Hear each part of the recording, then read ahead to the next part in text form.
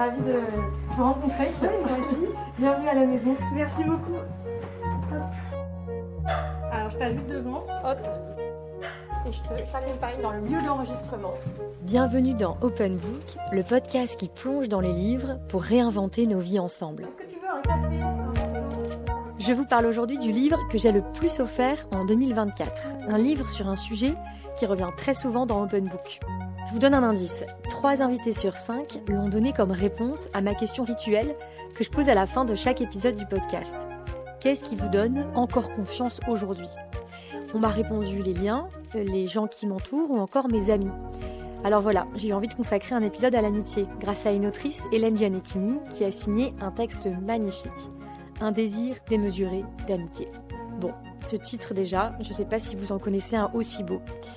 Et puis vous l'avez peut-être compris, je suis un peu obsédée par cette question, par la peur de perdre les gens en vieillissant, par la peur aussi d'un âge où je deviendrai secondaire dans la vie de mes proches qui ont des enfants. Alors Hélène Gianecchini nous donne à penser, et c'est ce qui me fait le plus de bien pour consoler mes peurs justement. Bienvenue Hélène. Et une des beautés aussi de ce livre, c'est qu'elle utilise des photographies pour penser une histoire queer, au sein de laquelle l'amitié est un espace de lutte, un véritable salut. Je vous invite donc sur mon canapé avec Hélène Gianecchini, Open Book. C'est maintenant, c'est parti. Alors j'aime bien annoncer au départ à mes auditeurs et mes auditrices un peu le cheminement que je vais suivre, le parcours un petit peu qu'on va suivre ensemble. Donc on va commencer par ton rapport intime à l'amitié, qui est le point de départ du texte, la place qu'elle a dans ta vie aujourd'hui. Puis ensuite, ça va nous amener à toutes ces vies quotidiennes et invisibles que tu mets en scène, que tu racontes, que tu fictionnalises aussi dans ton texte, un désir démesuré d'amitié.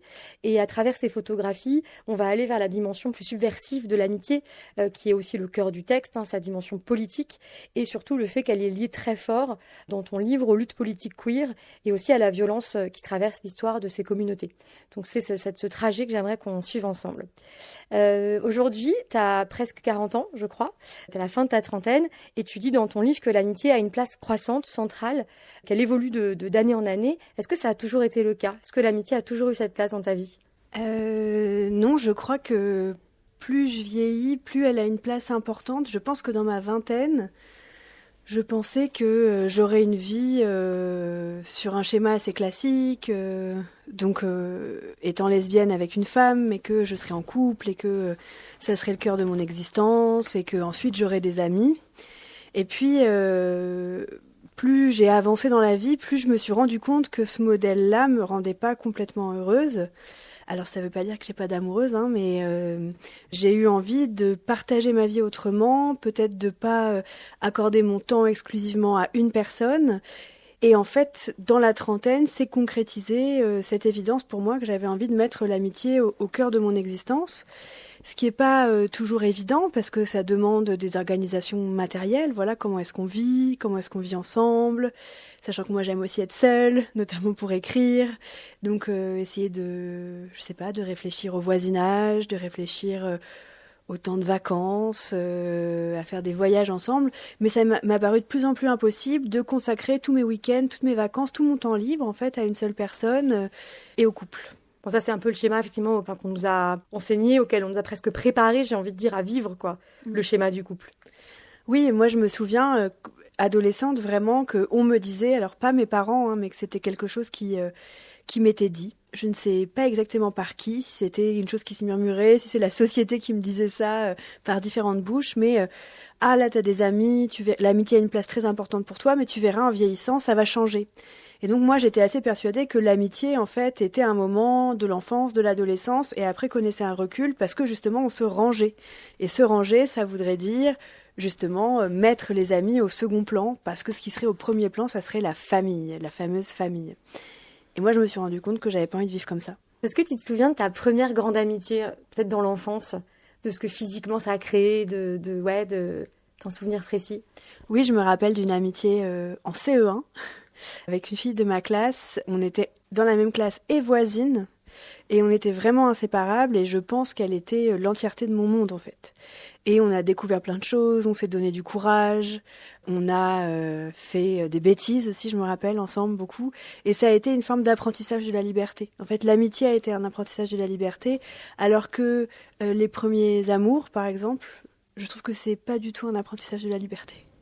Oui, c'est l'apprentissage d'autre chose, ouais, effectivement. Du compromis peut-être, ou je ne sais pas. On pourrait en parler, mais c'est pas le sujet justement. Moi, ce que j'aime dans cette idée aussi des amitiés dans l'enfance, c'est, tu sais, quand tu dis c'est trop beau, quand tu dis ça, c'était tout mon monde, c'est aussi qu'en fait, ça nous sort aussi du monde d'où on vient. C'est la possibilité aussi de se déplacer. Sociologiquement, ça peut l'être, culturellement. Et ça, je trouve que c'est un peu les premiers chocs qu'on a en dehors de notre famille, frères, sœurs, parents, si on est dans une famille classique, quoi. Et ça, c'est assez beau, quoi. C'est, quand tu parles de la liberté, c'est aussi l'ouverture au possible, en fait. Oui, et l'ouverture à l'altérité. En fait, je pense que l'ami, c'est un premier autre, justement, c'est ce que tu dis, qui n'est pas la famille, qui n'est pas le frère ou la sœur. Et l'altérité, je trouve que c'est toujours désirable, en fait.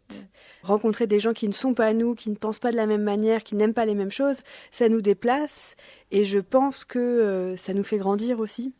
Et moi, ça continue d'être le cas. Je continue d'être émerveillée par mes amis en me disant, mais j'aurais jamais pensé à ça comme ça, je ne connaissais pas ça. Enfin, mes amis sont aussi pour moi une sorte de moyen d'accès au monde. Ils m'ouvrent des portes que par moi-même, je ne verrais même pas. Certaines venaient en vacances avec moi, c'était alors une durée tellement grisante qu'elle en devenait presque insoutenable. Une semaine de jeux, de sommeil avec les matelas collés, de repas pris ensemble et de discussions dans une langue inconnue des adultes, qui existait peu face à ces moments d'amitié absolue. Avec elle, j'apprends dès mes 7 ans que les disputes sont des effondrements. L'ami a aussi le pouvoir cruel de tout anéantir. La vie s'arrête net. J'ai le souffle court et la douleur que je ressens au plexus avale tout ce qui m'entoure. Les retrouvailles sont spectaculaires, on rit fort, on se prend dans les bras. Les jeux reprennent et même si on ne le veut pas, ils sont imperceptiblement transformés par cette brève séparation. Ils sont à la fois plus intenses et inquiets, la douleur enseigne la méfiance. Les histoires d'amitié sont complexes et puissantes dès l'enfance. Les adultes sont touchés et amusés par ces affections enfantines, dont elles ignorent souvent la profondeur. À l'adolescence, tout commence à changer. La société tente de nous faire croire que l'amitié ne dure pas, ou pas à une telle intensité, qu'elle n'est qu'un moment, un symptôme de la jeunesse. C'est ce que tu disais. Et c'est vrai qu'il y a aussi cette idée de faire front face aux adultes, ou en tout cas de construire un espace à soi en dehors de l'âge adulte. Oui, moi je pense qu'il faut prendre très au sérieux les enfants, et les jeunes personnes, et les adolescents. Et que c'est insupportable. Je me souviens que c'est insupportable depuis que je suis toute petite. Quand on me disait quand je vivais une chose très forte, « Ah, tu verras, ça passera. Ah, c'est parce que t'es jeune. » Je trouve que ces paroles, elles sont insupportables.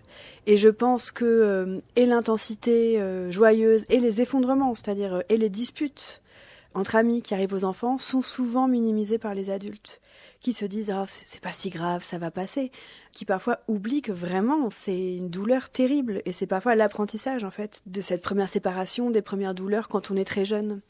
Et moi je fais toujours attention quand des enfants ou des jeunes personnes me parlent de ça, qui vivent ça, je prête toujours une oreille attentive, parce que je me souviens de cette importance-là, qui je crois doit jamais être minimisée. Qui est presque, en plus j'ai l'impression, c'est étrange qu'il y ait un dénigrement de la part des adultes, alors que j'ai l'impression qu'en fait ce n'est jamais aussi fort qu'à ces âges-là. Qu'après presque c'est noyé par le quotidien, la famille aussi peut-être qui prend de la place et qui fait que du coup peut-être les amitiés passent, ont quelque chose de plus secondaire. Et en fait, ce n'est jamais aussi vital qu'à cet âge-là, quoi. Oui, c'est vrai. Et je me demande pourquoi, mais c'est pas le seul sujet, je me demande pourquoi les adultes souvent minimisent les enfants. Et je pense que les droits des enfants, considérer les enfants comme des individus et des sujets à part entière, c'est des débats aujourd'hui qui sont de plus en plus importants, notamment dans les cercles féministes. Et je pense que ça commence là, prendre au sérieux les liens, les relations que les enfants tissent entre eux. Pourquoi, à ton avis, c'est effectivement une thématique qui revient beaucoup et qui est aujourd'hui au centre aussi des réflexions féministes, cette question-là? Je me la pose aussi avec toi, cette question. Je pense que la prise de conscience des violences que subissent les enfants, qui sont des sujets, violences diverses, et notamment l'inceste, et tous les travaux récents sur l'inceste, nous ont fait prendre conscience de l'immense vulnérabilité des enfants qui sont particulièrement exposés aux violences et qui parfois n'ont pas tous les outils pour les dénoncer. Et comme le féminisme s'occupe de l'émancipation de sujets minorisés qui subissent des violences, je trouve ça absolument normal qu'elle fasse attention aux enfants. Et on voit que les violences envers les enfants, avant d'arriver à des choses aussi terribles que l'inceste, sont en fait extrêmement fréquentes. Parler à la place des enfants, avoir un contact physique non sollicité avec des enfants, par exemple même simplement embrasser les enfants, dire aux enfants « va faire des bisous » aux adultes, c'est quand même un rapport de coercition et de domination sur leur corps qui me semble assez préoccupant. Et je pense qu'on est à un moment où il y a une prise de conscience, grâce aux travaux de chercheurs et de chercheuses, de ces questions-là, qui me semblent très importantes parce que on a toutes et tous été des enfants. Et donc, faire attention à leurs droits et à leur liberté, c'est aussi prendre soin de la société, peut-être prendre soin de nous ou travailler à ce que d'autres ne subissent pas ce que nous, on aurait pu subir. Donc, c'est une question vraiment fondamentale et passionnante.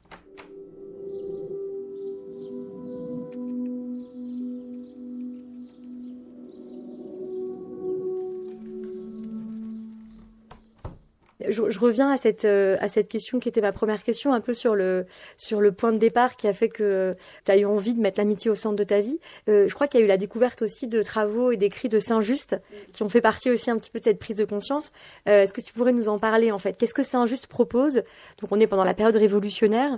C'est un homme politique qui a participé à la période révolutionnaire. Qu'est-ce qu'il propose et qu'est-ce qu'il imagine autour de l'amitié? C'est vrai que les livres, ils partent toujours pour moi de la rencontre de deux choses qui sont une chose intime et personnelle, une question que je me pose dans ma vie, là, qui serait comment je vais pouvoir faire pour organiser ma vie autrement, pourquoi est-ce que l'amitié a un tel rôle dans mon existence. Et j'avais aussi le sentiment que l'amitié contenait une chose politique, la possibilité d'une émancipation. Et je cherche des textes, et j'avais Pourquoi tu cherches des textes? Pourquoi ils ont un rôle comme ça dans ta vie? Parce que moi, je crois, sans romantisme, mais littéralement, que des livres nous sauvent. Enfin, c'est-à-dire que ça m'est arrivé dans des moments difficiles, et je crois que quand j'ai pas la réponse à une question, je la cherche dans les livres, et que souvent elle me la donne. Et j'ai pas la prétention de l'avoir en moi-même, en fait. Et un livre, pour moi, c'est toujours une enquête. J'ai des intuitions et je vais les vérifier. Et là, j'avais aussi l'impression que l'amitié avait cette chose politique très importante, notamment parce que je constatais que les gouvernements d'extrême droite ont une obsession de la famille. Quand on écoute les hommes et les femmes politiques d'extrême droite, il faut sauver la famille, préserver la famille. Et je me disais, mais qu'est-ce que ça serait un gouvernement qui dirait il faut protéger les amis, faire attention aux amis ? Et je me disais pourquoi je sens que ce lien a cette dimension-là aussi de remise en cause peut-être de l'ordre établi. Et dans mes recherches, donc je fais des recherches dans pas mal de directions, et j'ai trouvé ce texte de Saint-Just, qui est donc un texte de jeunesse que Saint-Just écrit quand il est jeune, qui a été republié aux éditions La Fabrique sous le titre « Rendre le peuple heureux », et qui est un projet d'institution révolutionnaire dans lequel l'amitié a une place centrale. Et Saint-Just propose une série de mesures. L'homme révolutionnaire doit aller déclarer ses amis au temple. L'amitié l'oblige aussi. Si un de ses amis commet un crime, on peut être banni, par exemple. Mais on a le droit aussi d'être enterré avec ses amis. Donc moi, ça m'a amusée. Là, ne faisant pas un travail d'historienne, je m'affranchis un peu de l'exactitude et je m'imaginais tout de suite aller déclarer mes amis à la mairie. Et vraiment, j'y pense encore. Je trouverais ça génial. J'adore cette image, ouais. Tous les ans, oui, bonjour, oui, Hélène Gianecchini, je viens pour déclarer 3 amis. Voilà ma liste. On les déclarait sur quels critères, du coup? Ouais, genre ceux qui font le plus partie de notre vie. Bah, cette année, ces 3 personnes ont entièrement fait partie de ma vie en tant qu'amis, quoi. Ce serait ça, en fait. J'imagine qu'on n'en aurait pas tant que ça, parce que les amis très proches, on n'en a pas beaucoup. Donc peut-être qu'il y aurait une première déclaration à faire un peu conséquente. On déclarait 3 ou 4 personnes, et puis après, peut-être tous les 10 ans, on rajouterait une personne, je sais pas. Oui, peut-être que ça bouge aussi. C'est vrai que les amitiés, ça évolue, ça se métamorphose. Peut-être dire, je viens rayer de la liste telle personne. Bon, c'est possible. Et ce que j'aimais bien, donc, mis à part ça qui m'a amusée à imaginer, et qui a déclenché en moi une forme d'imagination. Ce qui est intéressant, c'est que Saint-Just, il a cette idée quand même que l'amitié sert à lutter contre l'atomisation de la société. Justement parce que nos amis sont des gens qui ne nous ressemblent pas, parce que c'est un lien, on est censé être désintéressé, contrairement à la famille où on met nos ressources, notamment financières, en commun. L'amitié, a priori, c'est pas quelque chose qui se passe, c'est un lien purement gratuit. Et on peut réfléchir à quels sont nos espaces de gratuité dans l'existence. Et c'est aussi un lien qui nous fait travailler l'empathie, c'est-à-dire notre capacité de nous lier à d'autres que nous. Et donc c'est vrai que l'amitié est un sentiment vertueux et que peut-être c'est le sentiment du bon citoyen. Peut-être qu'un bon citoyen, il a la capacité à se lier à d'autres que lui, à se mettre à la place des gens qui l'entourent, à créer des liens désintéressés qui ne lui rapportent rien, matériellement du moins.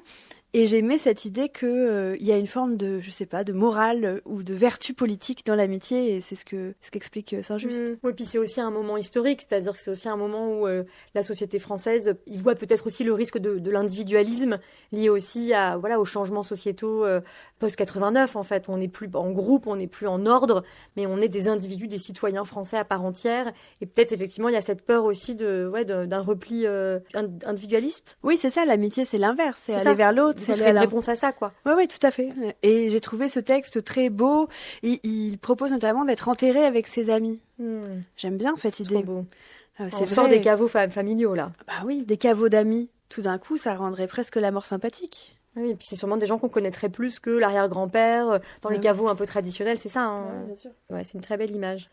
Et cette question-là aussi, alors il y a cette découverte littéraire ou historique que tu fais, j'imagine aussi, je me suis dit ça, que c'est aussi lié à un âge, c'est-à-dire que j'ai aussi l'impression que la trentaine, pour avoir le même âge que toi, c'est aussi un âge où c'est un peu terrible, mais quand même on voit les amis disparaître, quoi. Enfin, moi, je suis extrêmement attachée à l'amitié, c'est pour ça que j'avais envie qu'on fasse cet épisode ensemble, c'est vraiment le cœur de ma vie, mais j'ai beau faire tout pour que ma vie continue à s'organiser autour de ça, quand même, cette fameuse bascule après 35 ans, les gens, ils sont avalés un peu par la famille, par les enfants, par la construction familiale, qui est réelle, en fait, aussi autour de nous. T'as ressenti ça, toi aussi? Est-ce que c'est aussi pour ça que t'as eu envie de penser vraiment cette chose-là? Alors oui, bien sûr, ça c'est quand même un constat, et d'ailleurs c'est intéressant, il y a des travaux sociologiques qui disent ça, que les deux plus grands reculs de l'amitié dans la vie, c'est la mise en ménage, la naissance du premier enfant. Donc ça c'est sûr, mais déjà je pense que ça serait une erreur de dire que c'est uniquement à cause de la famille. Ça serait, je pense, une erreur de dire la famille, par exemple, nuit à l'amitié. Je pense qu'il faut plutôt s'interroger sur la structuration de notre société qui nous laisse très peu de temps. Et donc sur une structuration capitaliste de notre existence qui fait que les gens à un moment doivent choisir comment ils utilisent leur temps libre parce qu'ils en ont très peu. Et donc ils choisissent en général effectivement la famille. Mais qu'est-ce qui se passerait si on travaillait moins, si on avait plus de temps pour nous, les autres? Voilà, et peut-être qu'on aurait plus de possibilités d'amitié. Je sais plus quelle lectrice me signifiait aussi que c'est une question que j'aurais pu plus prendre en charge, la question de la classe. Et c'est vrai, elle avait raison de me dire aussi, elle m'avait dit, mais moi je travaille tout le temps dans un métier extrêmement difficile, et moi j'ai pas le temps d'avoir des amis. C'est aussi une préoccupation bourgeoise, relativement bourgeoise ou bourgeoise, et je trouvais ça vraiment intéressant, et je pense qu'elle a raison.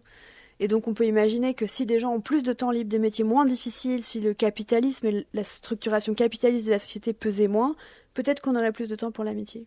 Et ensuite, quand même, étant une personne queer, moi j'ai moins d'amis qui rentrent dans ce schéma de mise en ménage et avoir des enfants, et puis trentaine, premier enfant, fin de la trentaine, deuxième enfant. J'en ai pas tant que ça. J'en ai tous mes amis sont pas queer, mais quand même un certain nombre, pas tous.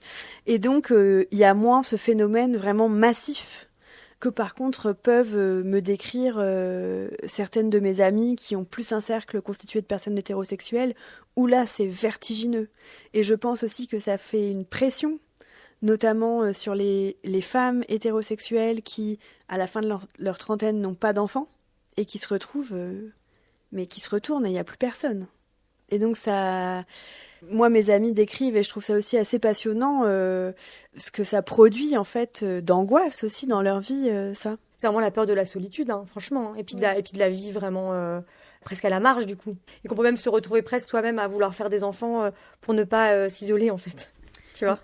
Oui, et puis voir aussi qu'est-ce qu'on aura encore à se dire si on est à côté, si on n'a pas d'enfants. Après, moi j'ai pas d'enfants, mais j'ai des liens avec des enfants dans ma vie, des enfants d'amis, des nièces. J'ai des nièces aussi, par exemple, et c'est des liens très heureux. Mais c'est vrai que moi je suis souvent soulagée en fait d'avoir échappé à cette pression qui a quand même pesé à un moment, mais et c'est le moment où voilà, moi j'avais quand même l'impression qu'il y avait autre chose à construire et que je manquais de modèles. Or la beauté de ce livre, c'est que des gens viennent vers moi en me disant mais moi je vis comme ça, moi voilà j'ai commencé une coloc à 38 ans, enfin qui me racontent en fait des modes de vie alternatifs qui sont là, mais juste qui sont pas suffisamment racontés et dits. J'ai eu vraiment des histoires extraordinaires qui m'ont été racontées. Et donc, je pense que cette solitude, elle est aussi induite par le le peu de crédit qu'on accorde à ces témoignages et à ces existences qui sont nombreuses en fait. Le peu de récits qu'on en fait aussi. Oui. D'où l'importance d'un texte comme le tien, comme un désir démesuré d'amitié. Oui, j'espère en tout cas. En fait, on est nombreuses et nombreux. Et ce que je trouve intéressant aussi dans ton texte et là dans notre discussion, c'est que tu n'opposes pas de manière binaire non plus l'amitié et la famille. C'est-à-dire que même dans ton texte, tu parles de ta propre famille, de l'héritage de tes parents. C'est quelque chose qui est assez fondamental chez toi. Donc j'aime bien aussi, il n'y a pas une mise en compétition des modèles en fait. Oui, non, parce que moi, ça m'intéressait pas... En fait, moi, je cherche un endroit de nuance quand j'écris. Et donc, je trouve que ça aurait été une facilité de dire l'amitié contre la famille. C'est pas ça, je dis pas ça. Et je crois que j'ai pas du tout envie que des lecteurs ou des lectrices aussi se sentent coupables d'avoir des familles. C'est pas ça que je dis non plus. Et donc, j'ai eu besoin de mettre en jeu, par souci d'honnêteté, le fait que moi, je suis liée à ma famille biologique, enfin à une partie, pas à toute ma famille. Mais j'ai que des bons rapports avec mes parents qui viennent d'un modèle en plus original, avec mon frère, mes nièces. Enfin voilà, il y a des gens qui sont importants pour moi. Néanmoins, je les aime, mais je pense que l'idéologie de la famille est extrêmement dangereuse. Et j'essayais aussi de pouvoir faire cette distinction. La famille, elle existe comme une chose intime, importante dans nos vies. Mais il y a aussi une idéologie de la famille et je crois qu'il faut apprendre à la distinguer. Qu'est-ce que tu entends par idéologie ? Les gens qui disent la famille c'est ce qu'il y a de plus important, ce que je disais avant sur les gouvernements d'extrême droite qui disent qu'il faut protéger les familles. Qu'est-ce que ça veut dire, protéger les familles ? Ça veut dire en creux, mettre en danger les gens qui n'ont pas de famille. Ça veut dire, qu'est-ce que c'est que la famille aussi d'un point de vue sociologique ? C'est une structure de reproduction des richesses. C'est un lieu de transmission et d'héritage. Et d'héritage, c'est un moyen d'assurer la procréation et donc la reproduction de la force de travail. Enfin, c'est ça aussi la famille. C'est pas que j'ai un super papa et une super maman. Ça serait naïf de penser ça. C'est aussi une cellule politiquement extrêmement utile. Et c'est un des outils de structuration du capitalisme, la famille. En fait, ça arrange. Et des inégalités de genre aussi. Et des inégalités de genre. Et ça, il y a plein de travaux là-dessus. Mais ça arrange bien nos gouvernements qu'on ait l'obsession de la famille. C'est pratique, en fait. C'est un lieu de conservation, quoi.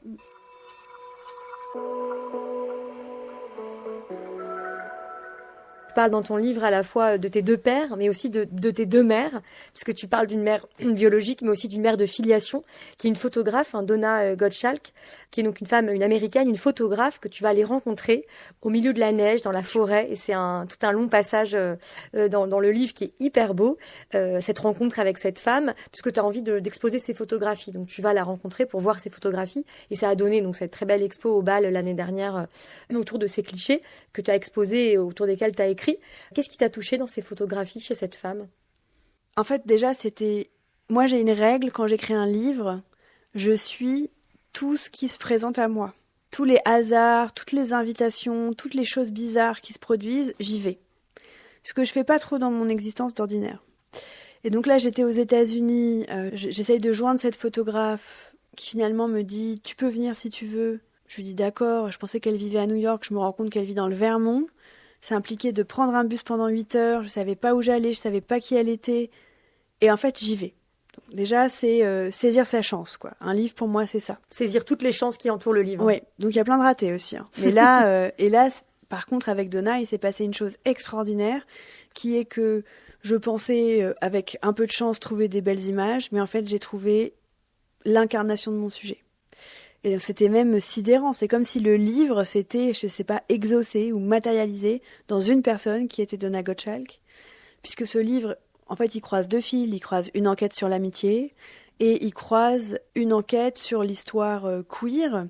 Il pose cette question, comment on fait quand on est une personne lesbienne, gay ou trans et qu'on est dans une famille hétérosexuelle comme la plupart des gens, ce qui est mon cas, comment on fait pour avoir accès à son histoire qui est l'histoire du mouvement de libération des personnes queer. Comment est-ce qu'on fait pour avoir accès à ça ? Et comment on peut aller chercher sa propre histoire ? Et tout d'un coup, je rencontre cette femme qui a en plus presque l'âge de ma mère, ce qui était troublant, qui non seulement a passé sa vie à photographier ses amis, qui est comme une championne de l'amitié, avec une tendresse et aussi une ténacité très rare, parce que Donna, elle photographie ses amis 40 ans. Enfin, ça montre aussi une pratique de l'amitié presque experte. Et en même temps, Donna, c'est une femme lesbienne, militante pour les droits des personnes homosexuelles au tout début de la structuration du mouvement aux États-Unis, donc à la fin des années 60. Et donc elle incarne ce sujet sur l'amitié et en même temps une sorte de filiation choisie. C'est aussi bouleversant de rencontrer Donna parce que moi j'ai le sentiment que je lui dois des choses. C'est-à-dire que c'est parce que des gens comme elle ont défilé dans la rue à New York pour la première fois en 69, pour la première Gay Pride de l'histoire, qui s'appelait pas Gay Pride à l'époque, qu'on a pu conquérir quelques droits. Et donc j'ai une forme de reconnaissance.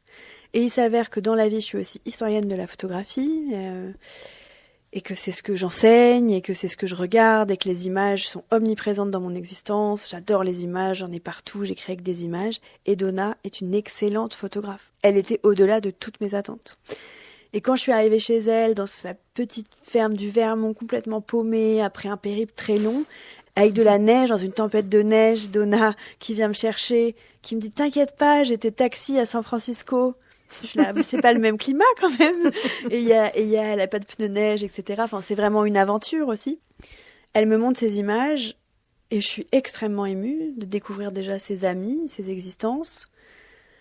Je me dis que si j'avais vu ces images à 18 ans, ça m'aurait tellement soulagée. En fait, j'ai manqué de ces représentations-là, de personnes queer, prises dans leur intimité, dans une forme de quotidienneté, de banalité. J'ai pas eu ça, j'ai pas vu ces images-là. On les voit vivre entre elles, chez elles dorment ensemble. Il y a une hyper belle photo où elles sont un peu toutes sur des matelas allongées, il y a juste les cheveux défaits et tout, mais c'est trop beau. C'est trop beau et ça fait écho à une de tes pages dans ton livre que j'adore où tu dis moi j'ai envie toute ma vie de continuer à coller mes matelas à celles des autres, à parler des heures le long d'une rivière. Ça fait une vie aussi. Tu dis ça. J'adore ce passage, il m'aime beaucoup. Et c'est vrai que ces photos, elles incarnent ça, l'hyper quotidienneté en fait, les infimes moments qui font l'amitié. Oui.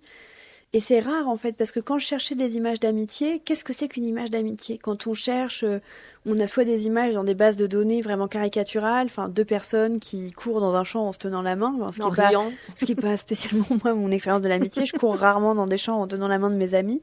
Et comment est-ce qu'on fait pour saisir ce qu'il y a de ténu et d'indicible dans l'amitié, vraiment ce qu'on vit, quoi. Parler des heures, enchaîner les cafés pour que le moment s'arrête pas, se rendre compte tout d'un coup qu'il est 3h du matin. Comprendre des choses ensemble, c'est beaucoup ça l'amitié. Ouais, c'est vrai, comprendre des choses ensemble, t'as raison. Pouvoir être en silence aussi, avec quelqu'un est bien. Être heureuse de voir, ses amis se réveiller et partager un petit déjeuner, par exemple. Ces choses d'intimité qu'on ne prête qu'à l'amour. Comment est-ce qu'on photographie ça ? C'est-à-dire, c'est pas spectaculaire, c'est très ténu, c'est infime. Donna, elle y arrive. Et donc, quand je découvre ce corpus, c'est extraordinaire. Et puis, je la rencontre, elle, et on a aussi un lien très fort qui se fait. Et je me dis, je vais revenir. Je lui dis, je vais revenir. Et j'y suis retournée 2 fois. Je vais lui dire, on va t'exposer, Donna. On va faire quelque chose avec ces images extraordinaires que tu as faites et que tu n'as pas montrées pendant 40 ans. Parce qu'elle était amatrice ou parce que, elle n'a jamais eu la possibilité d'exposer, quoi, c'est ça, de donner à voir son travail. Non, elle l'a caché. Ce qu'elle dit, Donna, c'est qu'elle a fait une école d'art, elle a plutôt une formation professionnelle, mais que comme ses amis étaient des personnes queer et venant de milieux populaires, quand elle se souvient que quand elle montrait ses images à ses profs à l'école d'art à New York, à la Cooper Union, ses profs se moquaient et disaient « Mais pourquoi tu photographies ça ? Même pas ces gens-là, mais ça ».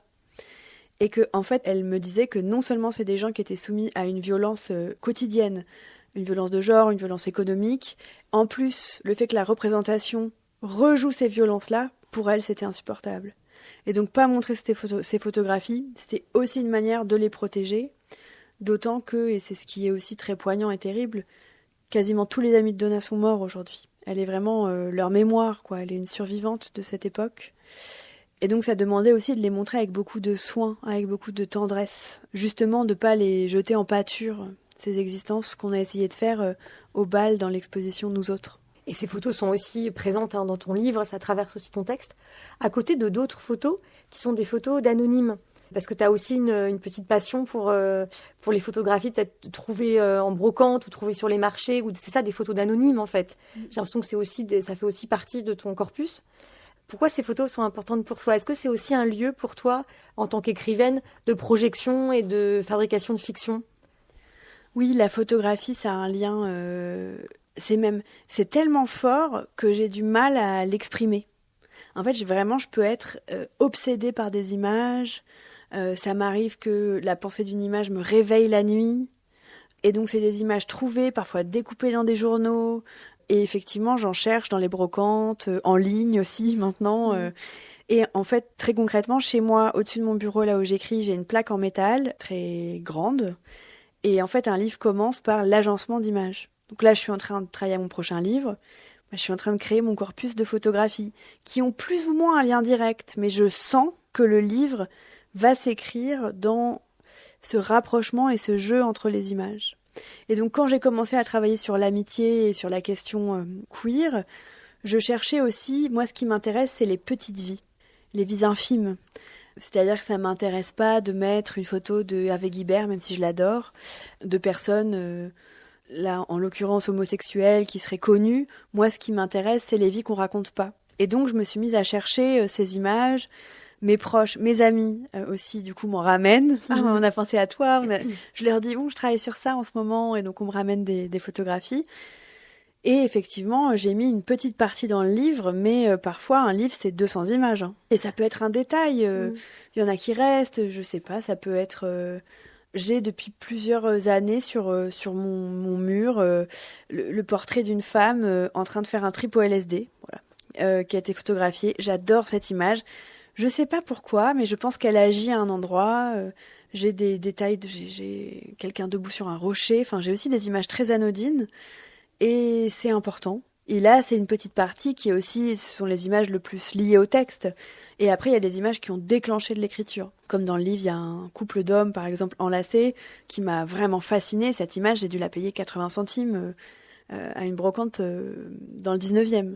Elle t'obsède, ouais. Tu te demandes si ils sont en habit de mariage, si, enfin, tu te poses plein de questions, en fait. C'est aussi en ça que je dis que c'est une fabrique d'écrivains, quoi. C'est-à-dire qu'aussi, tu t'imagines leur vie, tu projettes leur vie.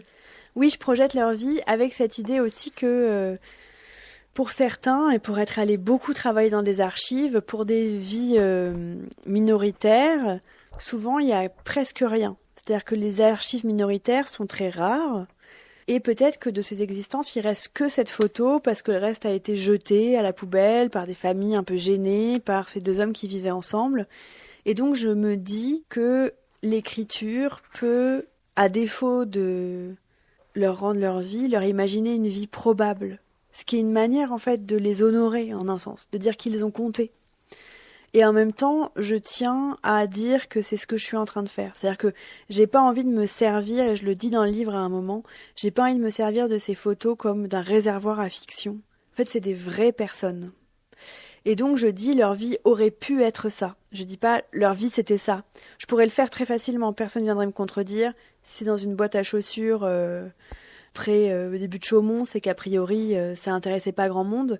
Mais je pense que c'est aussi une manière de prendre soin d'elles et d'eux que de dire voilà ce que ça aurait pu être, voilà ce que j'imagine. Et leur consacrer ce temps d'imagination, cette attention, c'est une manière de les honorer.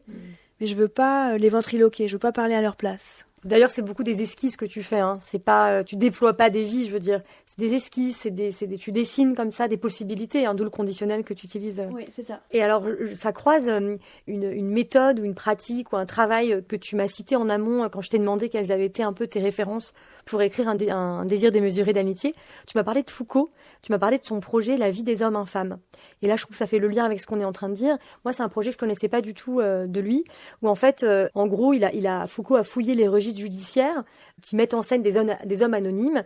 Et en fait, il explique que dans ces textes, ces vies existent grâce à ces rapports, grâce à ces textes judiciaires.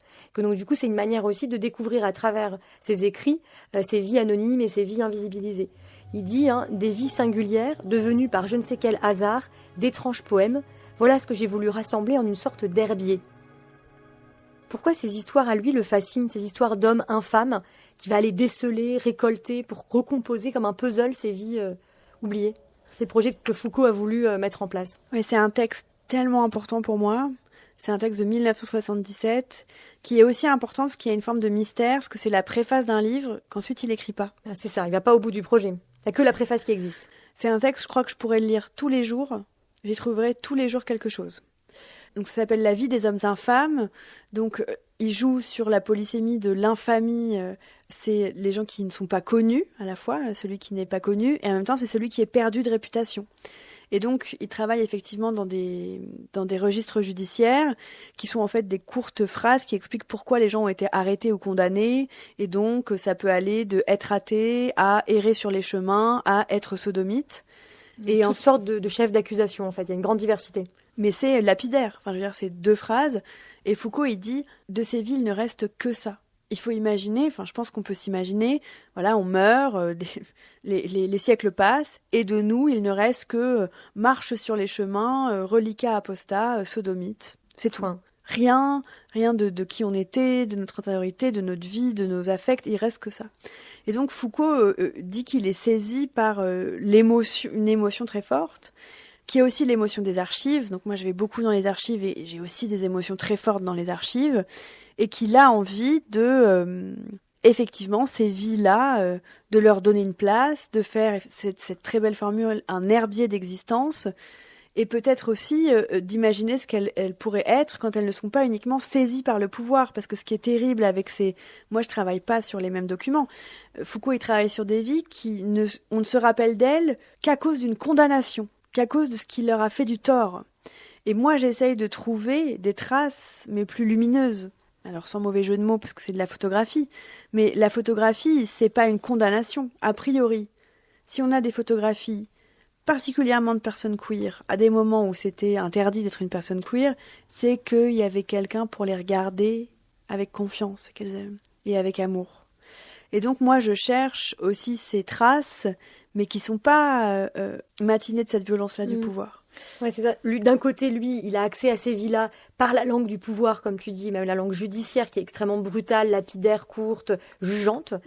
Versus toi qui vas chercher ces vies pour les esquisser, pour nous les partager à travers un regard ami, en fait. Donc c'est assez beau, ces deux, comme si c'était un peu les 2 faces d'une même médaille, quoi, je trouve. Oui, et puis moi, il m'a mis sur la route de cette méthode, en fait. Il m'a donné une méthodologie. En lisant ce texte, je me suis dit...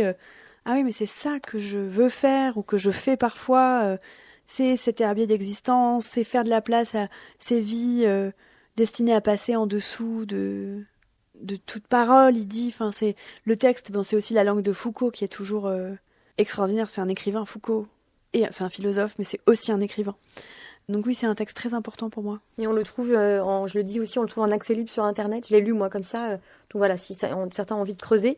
Et il y a quelque chose que j'ai trouvé intéressant aussi dans ce texte. On lit aussi presque une théorie, il fait presque une théorie de la littérature à partir de ses observations, puisqu'il dit, donc à travers cette réflexion sur le langage et sur ces extraits dont on a parlé, il dit « Ces fonctions cérémonielles, en parlant de la littérature, ces fonctions cérémonielles vont s'effacer peu à peu.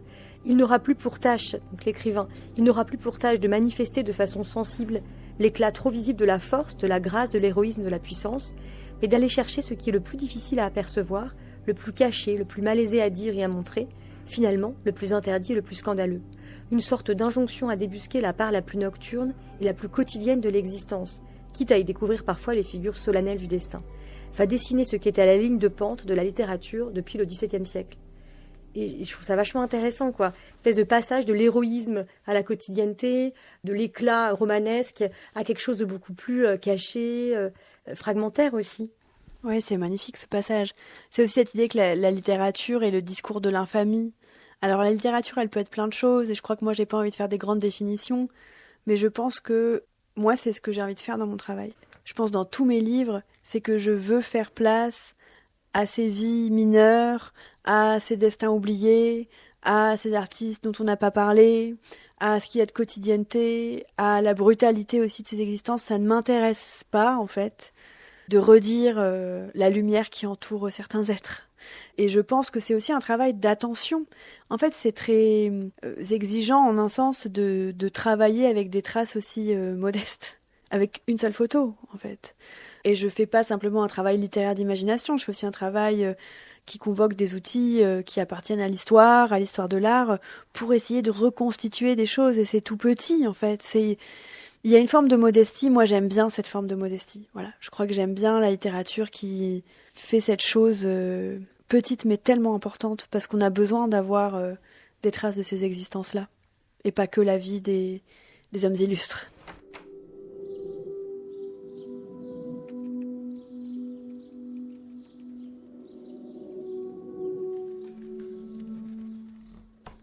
Tu as insisté sur le mot infâme qui fait partie du titre de ce travail de Foucault.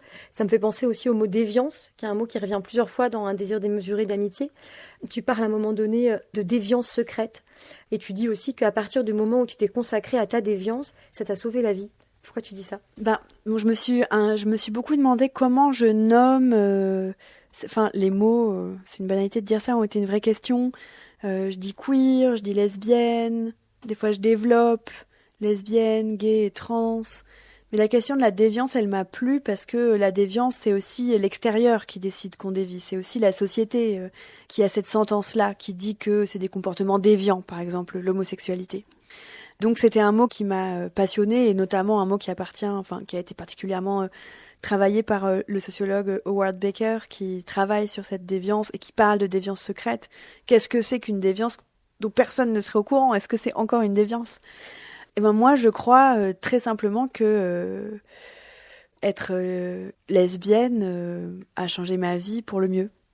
Je pense que ça m'a rendue plus libre. Ça m'a affranchie de tout un tas d'attentes et de choses qui pèsent, notamment sur les femmes dans notre société, ce qu'on doit faire, ce à quoi on doit ressembler, la manière dont on doit se comporter. Ça m'a permis d'avoir un autre rapport à mon corps, ça m'a permis d'avoir un autre rapport à l'écriture, je pense que ça m'a permis de faire de l'amitié une chose si importante dès le début, ça m'a permis aussi de me dire que comme j'y connaissais rien, un certain nombre de mes rapports pouvaient être inventés. Ça m'a aussi rendue libre parce que j'avais pas forcément de modèle, et donc je me suis dit que je pouvais...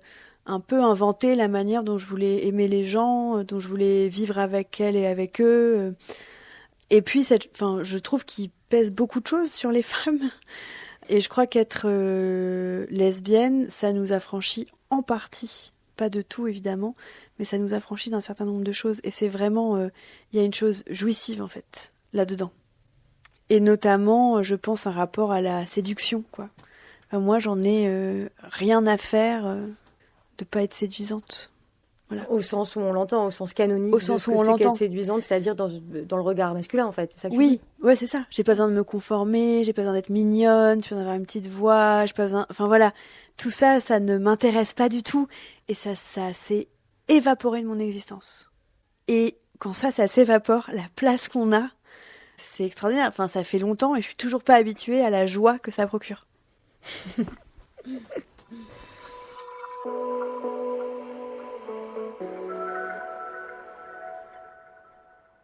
Et j'adore quand tu, à partir vraiment de ça, là, de cette prise de conscience de ce que c'est qu'être lesbienne, j'aime bien parce que tu reviens aussi sur, je crois que c'est une tante un peu la tante célibataire, tu sais, quand on est petit, oh la pauvre, elle dit donc elle a pas de mec, c'est vraiment la vieille fille chez elle. Et en fait, tu te dis, au fond, elle était sûrement lesbienne, et en fait, peut-être qu'elle vivait sa meilleure vie, quoi. Et je sais pas, j'aime bien parce que je pense qu'on a tous et toutes autour de nous, un peu ces figures-là dans nos familles. Et en fait, leur imaginer une autre vie au-delà de la figure de la vieille fille, c'est tellement réjouissant, je trouve. Et puis l'égocentrisme des familles. Enfin, je sais plus qui me racontait que là, on lui a amené des photos. Quelqu'un amène des photos d'une femme ou d'un homme qui est mort depuis longtemps, en disant ah oui, c'est des portraits. Il vivait avec son meilleur ami. Mais la personne dit ah oui, il vivait avec son meilleur ami. Oui, c'était très proche toute leur vie. Ils partaient en vacances. Voilà, c'est un couple homosexuel. Et la personne lui dit mais je pense qu'il était gay là, ton grand-père ou ton grand-oncle. Et la personne fait non, ah ouais, si, c'est vrai. Et donc c'est aussi penser que tout le monde, les familles ont tendance à penser qu'elles sont à la fois la chose la plus désirable qui soit, et que tous les gens qui ne leur ressemblent pas doivent être terriblement tristes. Or, ce n'est pas le cas. Et je vois bien ce qu'il y a de merveilleux dans les familles. Encore une fois, j'ai rien contre.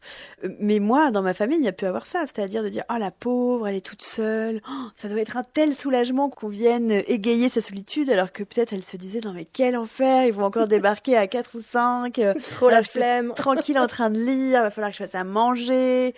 Les petits vont crier. Enfin, et j'aimais bien leur donner cette possibilité-là. Sachant aussi que le livre, il s'autorise le romanesque. Enfin, je convoque plein d'outils différents, mais je pense qu'on a effectivement toutes et tous ce genre de figure dans nos familles. Ouais, complètement. Et donc on croise beaucoup de personnages, hein, tu parles du romanesque, mais on croise beaucoup de personnages dans ton texte. Donc on a cité ce couple par exemple sur la photographie dont esquisse la vie, il y a Donna dont on a parlé, il y a aussi Minnie et Gloria voilà, qui sont très, très importantes. Il y a tout ton entourage, Inès, Noé, Andrea, tu donnes beaucoup de noms. Est-ce que tu dirais que c'est un album de photos de famille du coup ? Ou est-ce que c'est un album de photos d'amitié ? Comment tu nommerais ça ? Ouais, j'aimais bien l'idée qu'il y ait cette constellation qui... j'ai repris aucun prénom de mes amis, mais je les ai tous transposés. Il y a quand même des figures... Ils se sont parfois reconnus. C'est pour dire. Il y en a parfois, ils ont dit « Ah, mais ça, c'est moi, je me souviens !» Mais j'avais envie qu'ils soient nommés, parce que dans un texte aussi, ça a cette force-là, en fait, d'avoir un prénom, ça ancre quelque chose. Et j'avais envie d'être entourée de cette constellation. Alors effectivement, peut-être je parlerai plus d'un album d'amitié, parce que peut-être, je sais pas s'il faut dire famille choisie ou amitié, j'ai toujours pas tranché. Mais peut-être que le terme famille, il faut... en un sens le laisser et en inventer un autre. Peut-être que c'est un album d'amitié.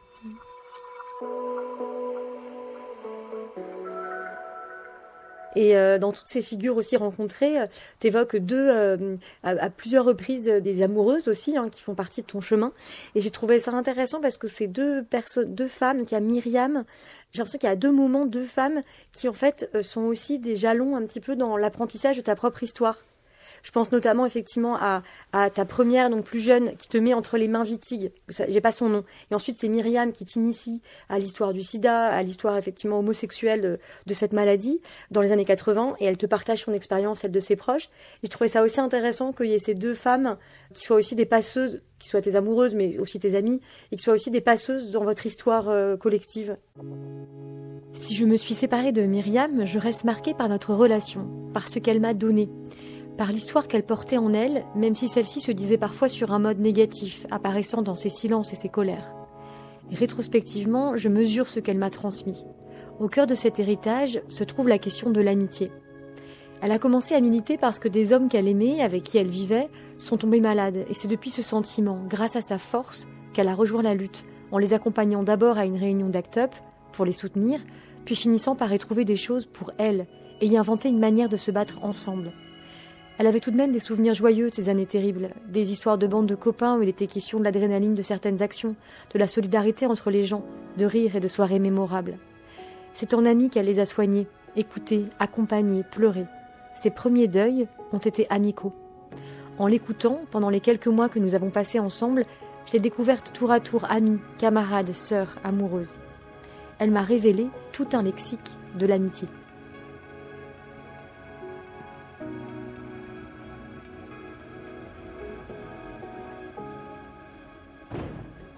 Oui, parce que ce qui m'intéresse, c'est la fluidité. C'est-à-dire que je pense que s'il y a une manière... si la question queer, par exemple, c'est peut-être de remettre en cause des frontières qu'on nous dit très nettes entre un garçon et une fille, entre l'amitié et l'amour. Peut-être que c'est beaucoup plus fluide qu'on pense.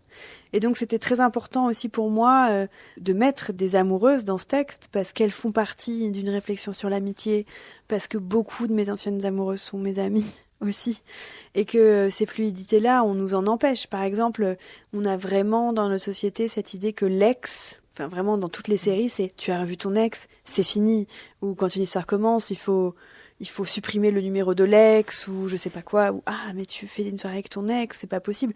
Dans plein de produits de la culture populaire, c'est une idée vraiment très très répandue.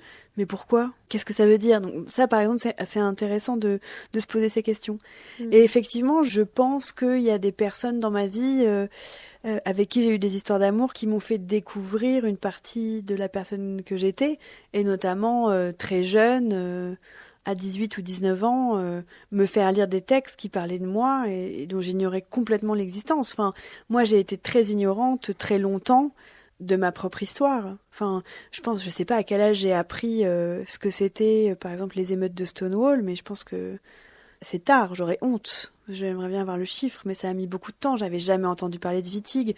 On est aussi dans un autre moment. Je pense que les gens qui ont 18 ou 19 ans aujourd'hui ont plus accès à ça, et tant mieux.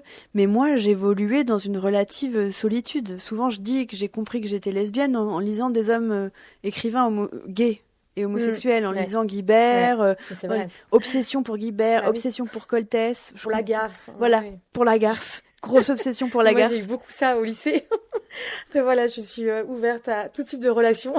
Et c'est vrai que vraiment, à 17-18 ans, mais ce groupe-là de dramaturges gays qu'on vient de citer, je les adorais, quoi. Ah ouais, moi aussi. Et t'as raison, en fait, c'est un chemin vers la découverte de l'homosexualité, en fait. Qu'elle soit masculine ou féminine. Oui, je pense, mais sauf que moi, je savais pas qu'il y avait Wittig, je savais pas qu'il y avait John Nessel, qui était pas traduite.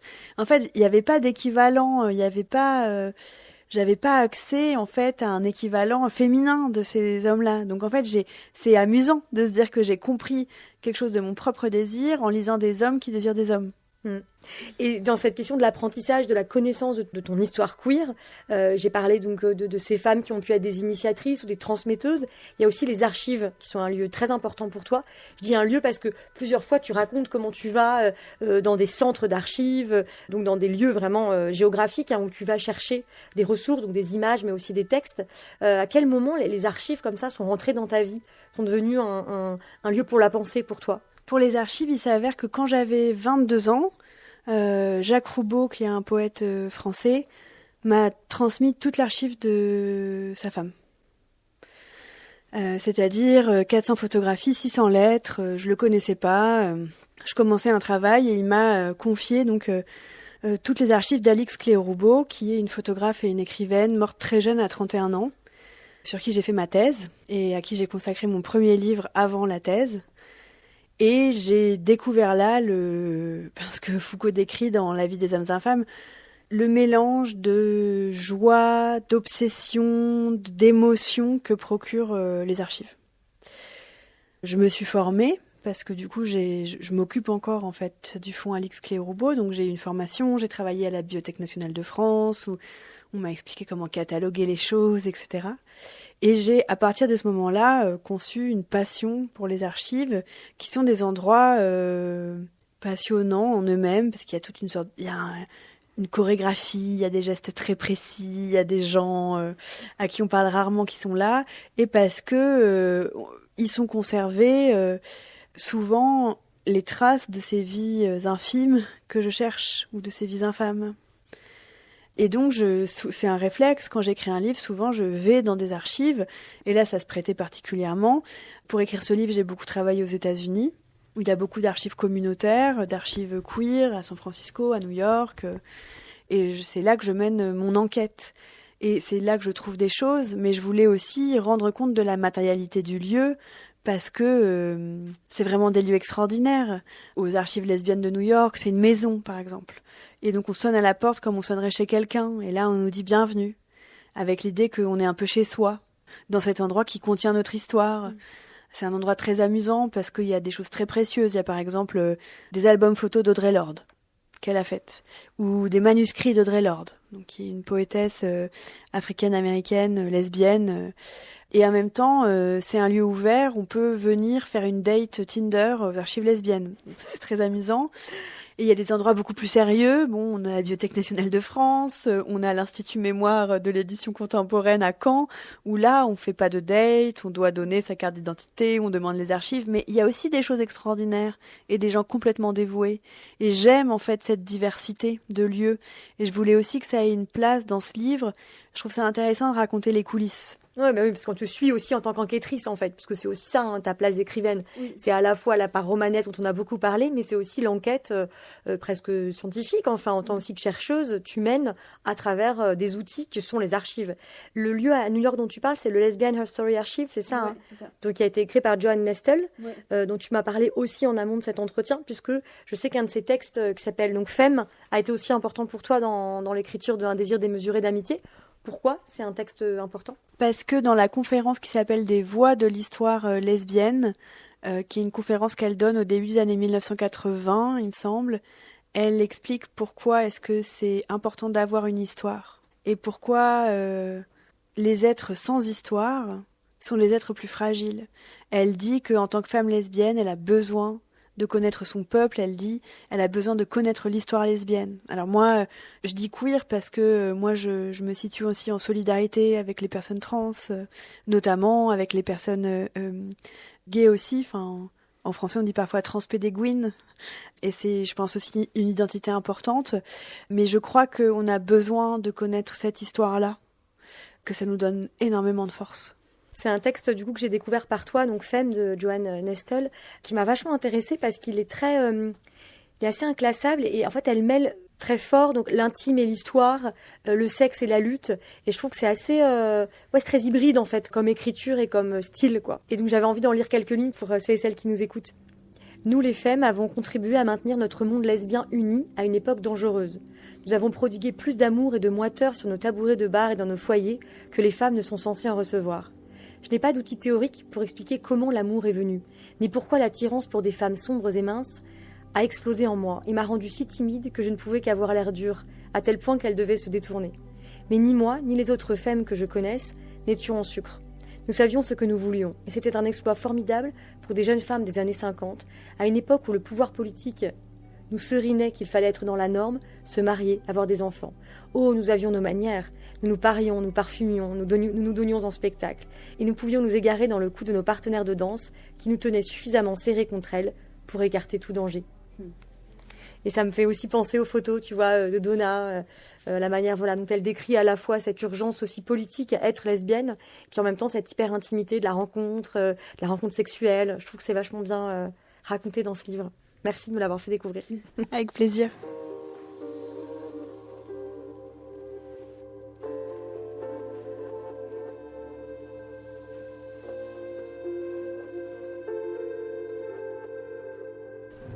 Est-ce que tu dirais que toi aussi, tu as envie de faire archive avec un désir démesuré d'amitié ? Non, je me suis pas dit ça. Je me suis dit que c'est vraiment, je le dis au début du texte, puisque j'ai eu le temps et les moyens d'aller chercher une partie de mon histoire qui est une histoire collective, autant la mettre en commun avec d'autres. Donc j'ai plutôt envie de donner des outils au présent ou de mettre en commun des archives, mais je sais pas si le texte est une archive en soi. Je pense que le texte met en vie des archives. Et j'ai envie que ça soit un geste qui se continue par la lecture. J'ai vraiment eu cette envie de partage, en fait. Et je pense que montrer aussi l'importance de ces luttes, c'est donner de la force et qu'on va en avoir besoin. Ouais. Et tu tisses, j'ai l'impression que c'est aussi dans ton projet littéraire très fort de tisser ton jeu à d'autres jeux. Tu l'as dit au départ, tu penses avec les autres, tu penses avec les autres livres. Et donc j'ai l'impression aussi que c'est au cœur un peu presque de la toile d'araignée qui est un désir démesuré d'amitié. Oui, je crois que la question de l'autrice, elle est importante, mais je crois qu'il faut en même temps pas trop lui donner d'importance. J'ai pas trop envie de me présenter comme une absolue singularité, comme une personne qui aurait toutes les idées toute seule. Ce qu'on peut faire tranquillement dans un livre, hein, on est tout seul. Personne va nous dire « Ah bon, t'es sûr ?» Et moi, au contraire, j'ai envie de dire ce que je dois à d'autres livres, à d'autres personnes, à d'autres images, à d'autres moments. J'ai envie de dire qu'on pense mieux quand on est à plusieurs. J'ai aussi envie peut-être de travailler un peu contre parfois cette chose très égocentrée des auteurs et des autrices. Qui fait aussi beaucoup partie de notre culture française, hein. La sacralisation du jeu de l'auteur, c'est quand même très fort dans notre je suis d'accord. Notre histoire. Et qui serait absolument unique et absolument seul. Moi, j'ai pas très envie de solipsisme en tout cas. D'ailleurs, je me suis même dit que ton livre ressemblait un petit peu à une discussion en cours. Et plusieurs fois, d'ailleurs, dans un désir démesuré d'amitié, plusieurs fois, tu mets en scène des discussions en cours. Notamment, j'aime beaucoup celle qui dure une nuit autour du mariage. Est-ce qu'il faut reprendre cette institution ou pas ? Est-ce qu'il faut s'en émanciper ? Bon, t'es avec une amie et vous avez cet échange. Et voilà, je me disais qu'il y a presque une métaphore du livre, quoi, la discussion en cours. Ça te parle ou pas, cette image ? Oui, c'est vrai. Moi, je dis qu'un livre, c'est toujours un cheminement dans une question. Et donc, que je donne accès aux gens à ce cheminement. Donc ça veut dire que je bifurque, parfois je vais plus vite, parfois je vais moins vite, parfois il y a des gens qui m'apportent des choses. C'est pas une réponse, je n'expose pas une longue réponse. je donne accès au fait aux questions que je me pose, j'emmène les gens avec moi dans mon enquête. Donc cette idée du cheminement, elle est importante, et c'est vrai que la forme de la conversation, elle m'intéresse.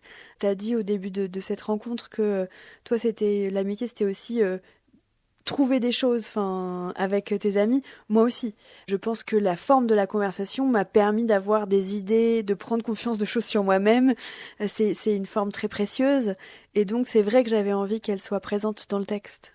C'est vrai que ton livre, il a convoqué en moi plein d'images, comme si justement il n'était pas juste un livre avec des pages, et je me suis aussi dit que c'était un lieu, ton livre. Et en fait, tu commences Un désir démesuré d'amitié avec un lieu, puisque vous êtes entre amis, vous êtes à Amsterdam et vous apprenez une tuerie qui a eu lieu dans un lieu gay, et en fait vous allez vous recueillir dans une sorte de mémorial en fait queer, et donc ça commence avec un lieu, et tu termines avec la recherche d'un lieu pour vivre une maison, un espace en tout cas que tu aimerais partager avec des amis. Et donc je me suis dit, c'est marrant, on commence avec un lieu, un mémorial, on termine avec un lieu vivant qui serait une maison à partager. En fait, le livre, c'est un lieu. Presque on aurait envie de se serrer un peu les uns contre les autres. Moi, ça me plaît beaucoup comme idée. On me l'avait jamais dit. Tant mieux si un livre est un lieu, et un lieu qu'on peut habiter de différentes manières, et qui peut accueillir tout le monde, et que les gens peuvent s'approprier et faire vivre, ça me va très bien. Ça voudrait dire que j'ai fait un livre ouvert. Il n'y a pas plus bel objectif, en fait, quand on écrit. Et c'est vrai que je pense aussi que la question... En fait, quand on invente des formes de vie, la question du lieu, elle devient très vite urgente pour que quelque chose de concret se passe. Et je pense que pour l'amitié, pour vivre avec ses amis, la question de l'habitation, elle est cruciale, elle est centrale. Voilà, comment est-ce qu'on peut s'organiser pour vivre ensemble ? Et ça m'intéressait aussi, j'ai pas de solution, mais d'explorer en fait différentes possibilités. La question du lieu et aussi, je dirais, la question du langage. Parce que tu termines aussi un des derniers chapitres de ton livre, c'est aussi sur comment inventer des nouveaux termes, comment manipuler aussi le langage, le rendre souple, pour qu'il accueille aussi ces nouvelles réalités, ces nouvelles représentations. Donc c'est aussi en ça que tu es aussi une écrivaine, c'est que tu interroges aussi le langage de l'amitié. Oui, on est pauvre en mots. C'était un article, à la fin je cite un article qui m'avait beaucoup amusé, touché, fait sourire, comme on sourit avec tendresse, d'un homme qui dit mais... on manque de mots parce que souvent on dit la différence, il y a ami, amant, la différence ça serait le sexe, et puis il explique qu'il couche plus avec son mari, mais qu'il couche avec son meilleur ami, et donc il fait voler en éclats un peu justement nos catégories.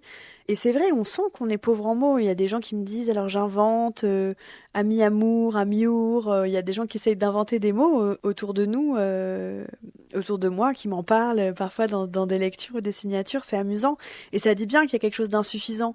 Et on sait bien que si on n'a pas de mots, on ne fait pas exister ce qu'il y a derrière. C'est-à-dire, il y a une forme, le langage a cette puissance. Quand on pourra nommer ces interstices, cette fluidité, cette ambivalence, on pourra aussi faire de la place pour ces modèles, je pense. Alors, grâce à ton livre, j'ai pu trouver les mots pour le discours d'un mariage de deux copains, Sébastien et Léo. C'est un super beau mariage, et donc j'ai terminé mon texte. Enfin, je me suis nourrie de ces lignes de ton livre que je vais citer pour terminer notre conversation. Tu dis « L'amitié est ce qui me protège, augmente ma puissance d'action, mon désir, mon intelligence. Elle me permet de ne jamais refermer tout à fait la porte du foyer. Elle redonne à l'amour sa liberté. » Et je trouvais ça trop beau de prononcer ça à un mariage. Merci pour tes mots. Merci beaucoup. Alors je finis toujours les épisodes d'Open Book par une séquence qui s'appelle la séquence Open Bibliothèque. Open Bibliothèque. En fait, je demande à mon invité de choisir un livre qui l'entoure. Alors peut-être un livre qui a attiré ton attention parce que tu es au sein de mes livres. C'est un espace important pour moi. Voilà, peut-être un livre qui attire ton attention, ça peut être derrière aussi. Tu peux prendre le temps et puis que tu l'ouvres au hasard et que tu lises une page. Et on en discute, on voit ce que ça fait et pourquoi tu as choisi ce livre. Le choix, le pire. Choisir, c'est le plus dur. Il y a plein de trucs là. Oh, je vais prendre la montagne. Ah. Qu'est-ce que je vais lire ? Alors voilà, trouver le passage que je préfère. Là, la page... Non, tu prends au hasard. Ah ouais, ok. Attention. Oh là là. Page au hasard. Déjà, pourquoi tu as pris La montagne magique de Thomas Mann ? Parce que j'adore ce texte. Parce que je l'ai lu plusieurs fois. Il y a eu des nouvelles traductions aussi, et je trouvais ça toujours intéressant de relire des traductions. Parce que il y a des scènes extraordinaires dans un sanatorium, et que je me suis toujours dit que je rêvais un peu d'écrire un livre sur un sanatorium. Que la question de la respiration est aussi passionnante, et qu'elle a lié beaucoup de gens que j'adore, comme Roland Barthes, Alix Cléo-Roubaud, qui avaient des problèmes de respiration à des moments de leur vie. Qu'est-ce que ça t'évoque, le problème de respiration ? Je ne saurais pas là élaborer, mais il y a la question du souffle, de l'écriture. C'est aussi des gens qui ont fait des cures, etc. Donc c'est quelque chose qui me plaît, qui me fait réfléchir. Et puis ce lieu un peu retiré. Il y a d'extraordinaires photographies de sanatorium aussi. Donc voilà, c'est un texte que j'aime beaucoup pour ça. On prend une page ? Allez. Il était trop absorbé par ce qu'il laissait derrière soi, par les aventures des 10 dernières minutes pour se sentir, au moment où il entrait dans le laboratoire, intérieurement présent à ce qui s'y passait. Il ne voyait rien ou n'avait que des perceptions très générales dans ce demi-jour artificiel. Il entendait encore la voix agréablement voilée dont Madame Chauchat avait dit « Que se passe-t-il donc ? Il y a des personnes qui viennent d'entrer. Comme c'est ennuyeux. » Et le son de cette voix, comme un exquis chatouillement le long de son dos, le faisait frissonner. Il voyait son genou moulé par l'étoffe de la robe, voyait saillir sur sa nuque courbée, sous ses cheveux courts d'un blond roussâtre, qui à cette place pendait librement sans avoir été recueilli dans son nœud natté, les vertèbres cervicales, et de nouveau, un frisson le parcourut. Il vit le docteur Behrens, tournant le dos au nouveau venu, debout devant un placard ou une cabine en forme d'étagère, occupé à considérer une plaque noirâtre que, de son bras tendu, il tenait devant la lumière mate du plafonnier. Passant à côté de lui, ils pénétrèrent au fond de la pièce, rejoints, dépassés, par l'assistant qui faisait des préparatifs pour les traiter et les expédier. Une odeur étrange régnait ici. Une sorte d'ozone éventé emplissait l'atmosphère. Entre les fenêtres tendues de noir, la cabine divisait le laboratoire en 2 parties inégales. On distinguait des appareils de physique, des verres concaves, des tableaux de commande, des instruments de mesure dressés verticalement, mais aussi une boîte semblable à un appareil photographique sur un châssis à roulettes, des diapositifs en verre qui étaient encastrés en rangées dans le mur. On ne savait pas si l'on était dans l'atelier d'un photographe, dans une chambre noire, dans l'atelier d'un inventeur ou dans une officine technique de sorcellerie. Il y a des ponts. Il y en a. Qu'est-ce qui te plaît dans cette page ? Je l'aurais presque choisi. C'est le moment génial où le narrateur Hans Castorp va tomber amoureux d'une femme en voyant une de ses radiographies pulmonaires. Et la radiographie, qui est un objet très proche du photographique, qui voit à travers la matière, mais qui produit des images qui sont proches de l'image photographique, qui est inventé au XIXe siècle, est un objet qui m'a beaucoup fascinée. Et donc là, il va décrire en fait une radiographie. Et l'image, voir à l'intérieur d'un être, va aussi susciter une forme de désir et d'amour très, très complexe. Donc là, j'adore qu'on soit juste avant la radiographie. C'est génial, c'est vraiment, on a l'impression que tu l'as choisie, effectivement, qu'elle a été faite pour toi. La chance. C'est aussi très charnel comme page, c'est très sensible comme écriture. Oui, et en même temps, affleure cette chose que Thomas Mann arrive à faire extrêmement bien. Toutes les descriptions, on sent qu'il a du désir pour Madame Chauchat. En même temps, il voit ses vertèbres. Donc, il voit quelque chose du squelette qui affleure. Donc, il y a en même temps toujours cette chose un peu menaçante dans les descriptions. Une chose radiographique, parce qu'il ne voit pas la douceur de sa peau, la courbe de sa chair, il voit ses vertèbres. Donc, il est déjà en train d'avoir un regard radiographique sur la femme qu'il aime. Il anticipe, en fait, la technique. Et ça, je trouve ça brillant. Merci d'avoir joué le jeu de Open Bibliothèque. Avec plaisir. Et comme je te disais, donc on est entouré dans mes livres. C'est aussi pour ça que je fais ce podcast, c'est pour qu'on soit avec eux. C'est un endroit de confiance pour moi. Et j'avais envie de terminer avec cette question. Qu'est-ce qui te donne confiance à toi aujourd'hui ?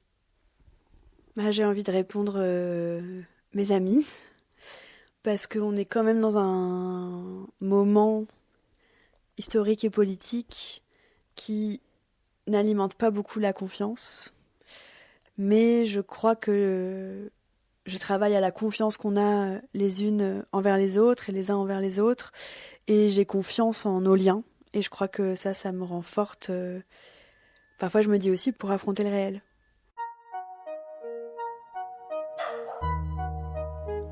Vous venez d'entendre Agathe Le Taillandier en conversation avec Hélène Gianecchini. Open Book est un podcast créé par Agathe Le Taillandier et Constance Parpoil, réalisé et mixé par Lola Glogowski, avec une musique originale de PR2V. L'illustration est de Caroline Perron.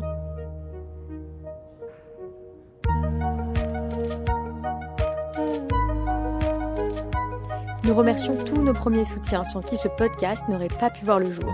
Charlie, Saïd, Chantal, Lucie, Armel, Dominique, Marie, Vincent, Juliette, Gilles, Isabelle, Grégoire et Monique.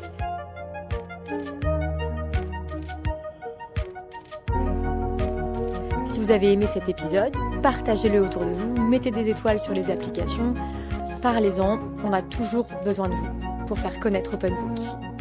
Et vous pouvez suivre notre compte Instagram, Open Book le podcast, pour suivre les coulisses du podcast et toute son actualité.